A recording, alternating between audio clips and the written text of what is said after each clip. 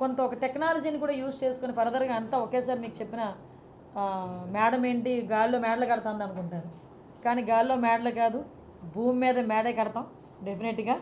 కంపల్సరీగా what ever మేము అనుకున్నట్టు చేయడానికి సిద్ధంగా ఉన్నాం. వెరీ ఛాలెంజింగ్ గేమ్ ఇది, చేస్తాం. ఎస్పెషల్లీ గంజాయికి టాస్క్ ఫోర్స్ అనేది ఏర్పాటు చేస్తున్నామండి. ప్యాటర్న్ ఏంటంటే ఇప్పుడు ఆల్రెడీ ఇప్పుడు మనకి నైట్ అయ్యేసరికి చాలామంది గుంపులుగా చేరటాలు, గంజాయి తీసుకోవడాలు రోడ్ల మీద నేను చాలా సందర్భాల్లో చూశాను. ఎక్కువ నేను పాయకరపేట నుంచి వచ్చేటప్పుడు కానీ జర్నీస్ చేసేటప్పుడు కానీ చూసుకుంటే ఒక చిన్న చిన్న గట్ల మీద గ్రూప్ ఆఫ్ పీపుల్ కూర్చోవటం, ఆ వచ్చే వాళ్ళు వచ్చే వెహికల్స్ని ఆపడం, చైన్ స్నాచింగ్స్ ఇవన్నీ కూడా చాలా ఎక్కువగా జరుగుతున్నాయి. సో సిటీ సరౌండింగ్స్ అంతా కూడా ఆ అలర్ట్నెస్ అనేది క్రియేట్ చేయాలి ఫస్ట్. అంటే ఈ గుంపులుగా కూర్చొని రోడ్ల మీద కూర్చొని గంజాయి తాగేది, రోడ్ల మీద వాళ్ళు వీరంగం చేసేది, రోడ్ల మీద వెళ్ళే పాసెంజర్స్ని ఆపేది, ముందు అలాంటివన్నీ కొంచెం ఉన్నవి కంట్రోల్ అవ్వాలి. దానికి కంట్రోల్ అవ్వడానికి ముందు టాస్క్ ఫోర్స్ అనేది పనిచేస్తుంది.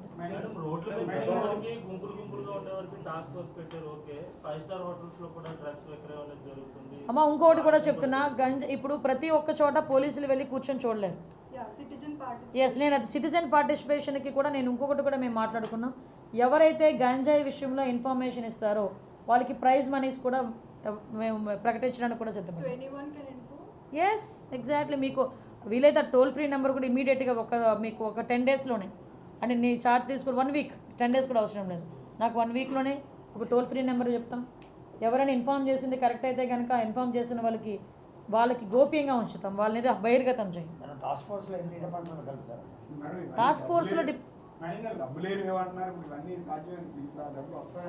డబ్బులు జనరేట్ చేసుకుంటే మనం దోచేసుకోవాలనే ఆలోచన ఉన్నవాడికి అయితే డబ్బులు జనరేట్ చేయలేడు, కానీ డబ్బులు జనరేట్ చేసి మంచి చేయాలనుకున్నవాడు ఎలాగైనా జనరేట్ చేయగలడు. చాలా సోర్సెస్ ఉన్నాయి.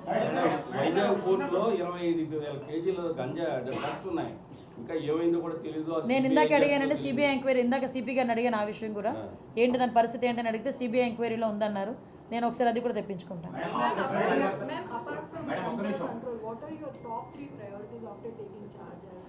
యాజ్ టాప్ 3 priorities అయితే ఫస్ట్ థింగ్ గంజాయి డ్రగ్స్, కంట్రోల్ ఆఫ్ గంజాయి and drugs. Second thing is protection of women. Third కూడా ఏంటంటే భూములు కబ్జాలు కాకూడదు.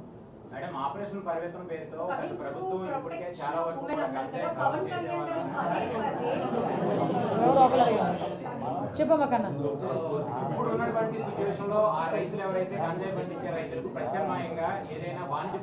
Yes, exactly. మీరు మంచి పాయింట్ అడిగారు. యాక్చువల్గా ఒక నిమిషం సాగు అనేది గత లాస్ట్ 30 years నుంచి జరుగుతుంది. ఇప్పటికీ టిల్ అదే కంటిన్యూ అవుతుంది. మీరు ఆ మూలాలను ఏదైతే ఆ రైతులను అక్కడి నుంచి పండించకుండా ఇవన్నీ చేస్తే ఉపయోగం ఉంటుందా? అంటే ఒకటేంటంటే భయం క్రియేట్ అవ్వాలి, 2 వాళ్ళకి లైవ్లీహుడ్ కావాలి. ఈరోజు గంజాయి ఎందుకు పండిస్తున్నారు? వాళ్ళు గిరిజనులు, అందరూ కూడా అమాయకులు, వాళ్ళు గిరిజనుల చేత పండిస్తున్నారు. వాళ్ళు కొంతమంది పెట్టుబడి పెడుతున్నారు, వెళ్ళి ఎకరాకి 1,00,000 ఇస్తాను, ఎకరాకి 2 లక్షలు ఇస్తాను అని వాళ్ళకి చేత పండిస్తున్నారు. ఆ తాలూకా దాని రెస్పాన్సిబిలిటీ అంతా పాపం ఆ గిరిజనులు భరిస్తున్నారు. రేపు పొద్దున్న ఎవరైతే పెట్టుబడి పెట్టాడో వాడు దొరకడు, మనకు ఎవడు దొరుకుతాడో, అక్కడ ఎవడైతే పండిస్తున్నాడో వాడు దొరుకుతాడు పోలీసులు వెళ్తే. సో అటువంటి సిచ్యువేషన్స్లో వాళ్ళకి మనం కొంచెం మోటివేట్ చేయాలి, అవేర్నెస్ క్రియేట్ చేసి ఆటోమేటిక్గా ఇప్పుడు ఏదైతే కొంత మేరకు ఈ టర్మరిక్ అని జింజర్ అని, నేను అదే అడిగాను, వాట్ అబౌట్ కాఫీ ప్లాంటేషన్ అన్నా. ఎందుకంటే మ్యాక్సిమం ఈ వ్యవసాయం కూడా పోడు వ్యవసాయంలో చేస్తారు. ఈ వాల్స్ మనకి కొండ హిల్స్కి సంబంధించిన స్లోప్స్లోనే జరుగుతుంది ఎక్కువ. ఈ స్టెప్ బై స్టెప్ అది పోడు వ్యవసాయం అంటారు. ఆ పోడు వ్యవసాయంలో జరుగుతుంది. కాఫీ ప్లాంటేషన్కి that is a suitable area కూడా. అది అడిగితే కలెక్టర్ గారు చెప్పారేంటంటే మొన్నటి వరకు సెంట్రల్ గవర్నమెంట్ సపోర్ట్ చేసే డబ్బులు ఇచ్చేదట, సడన్గా సెంట్రల్ గవర్నమెంట్ ఆపేసిందట. ఎన్ఆర్జీఎస్ టర్నప్ చేశారనమాట దాన్ని. అప్పుడు నాకు అర్థమైంది ఇది ఆపేయడం కాదు, డైవర్షన్ అని. ఇది ఎన్ఆర్జీఎస్ ఆ ఫండ్ కూడా డైవర్ట్ చేసేసారు.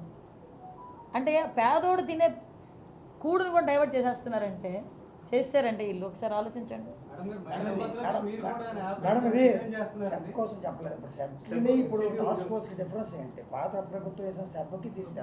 ఇది టాస్క్ ఫోర్స్ అన్నది ఎక్స్క్లూజివ్లీ ఈ గంజాయిని అరికట్టడానికి ఇమీడియట్గా మేము అనుకుంటున్న ప్రొసీజర్.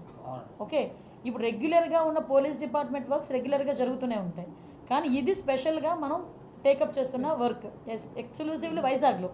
నేను ఇంకా స్టేట్ లెవెల్లో ఉన్న ఇష్యూస్ గురించి ఇంకా నేను మాట్లాడట్లేదు. మైదాన ప్రాంతంలో ట్రాన్స్పోర్టేషన్ జరిగి ఆల్రెడీ యూజ్ చేస్తున్న వాళ్ళందరూ ఏం చేస్తున్నారంటే నేరాలకు పాల్పడుతున్నారు. ముందు అది ఎక్కడొకటి కంట్రోల్ అవ్వాలంటే ఒక భయం క్రియేట్ అవ్వాలి. పోలీసుని చూస్తేనే భయం క్రియేట్ అవుతుంది, దానికి టాస్క్ ఫోర్స్ ఉండాలి. అది నేను చెప్తున్నాను.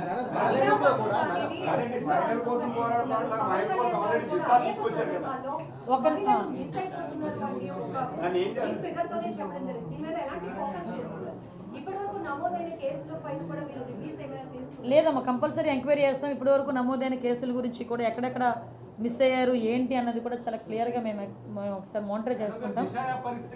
చెప్తాను. దిశ ఏమో కానీ నాకు దిశ వచ్చింది, అక్కడ దిశ యాక్ట్ ఏమో తెలియదు కానీ నాకు దిశ కనిపిస్తుంది. ఇప్పుడు దీన్ని ఏం చేయాలన్నది విషయం ఏంటంటే అమ్మ, దిశ యాక్ట్ లేదు. ఆ విషయం పాత మాజీ హోమ్ మినిస్టర్ కూడా మాట్లాడింది, డీసీ గారు కూడా చెప్పున్నారు ఆ రోజు. కానీ దిశ పోలీస్ స్టేషన్లో అయితే దిష్టి బొమ్మలా కనిపిస్తున్నాయి. అది దిశ పోలీస్ స్టేషన్ కాదు, మహిళా పోలీస్ స్టేషన్. డెఫినెట్గా మార్చబోతున్నాం. మహిళా పోలీస్ స్టేషన్ యాజ్లీజ్గా మహిళా పోలీస్ స్టేషన్ల కింద ఉంటాయి. మేడం, ఈ 5 సంవత్సరాలు కూడా టీడీపీ నేతల మీద చాలా కేసులు పెట్టారు, మీడియా మీద కూడా కేసులు పెట్టారు. కొంత వైసీపీతో అంటకాగినటువంటి పోలీస్ అధికారులు ఉన్నారు. ప్రక్షాళన ఎలా జరుగుతుంది ఏమంటారు? నేనైతే ఇందాకే చాలా స్వీట్ వార్నింగ్ ఇచ్చాను. అది ఎలాంటిది ఇచ్చానంటే, ఒకరోజు చెప్తాను, రెండోసారి చెప్తాను, మూడోసారి చెప్పను. ఇదైతే చాలా క్లారిటీగా చెప్పాను నేను. ఇంకొకటి, ఏదైతే కేసులు ఉన్నాయో అంటే వాళ్ళు లాస్ట్ 5 yearsలో వాళ్ళ పరిస్థితి ఎలా అయిపోయిందంటే, పని చేస్తున్న పక్కన పెట్టుకున్నారు. వాళ్ళకి పని చేస్తారు అనుకుంటే వాళ్ళు ఏదో పని చెప్తే వాళ్ళు చేసే వాళ్ళని పక్కన పెట్టుకున్నారు, మిగతా వాళ్ళందరినీ దూరం పెట్టారు. సో ఈసారి ప్రక్షాళన అనేది చాలా హెవీగా జరుగుతుంది. ప్రక్షాళన అయితే జరగడం ఖాయం. 1 minute ప్రక్షాళన అయితే జరగడం ఖాయం. నేను మళ్ళీ చెప్తున్నానండి, పోలీస్ డిపార్ట్మెంట్ వాళ్ళకి ఇది హెచ్చరిక కాదు, రిక్వెస్ట్. పోలీస్ డిపార్ట్మెంట్ వాళ్ళకి ఇది రిక్వెస్ట్.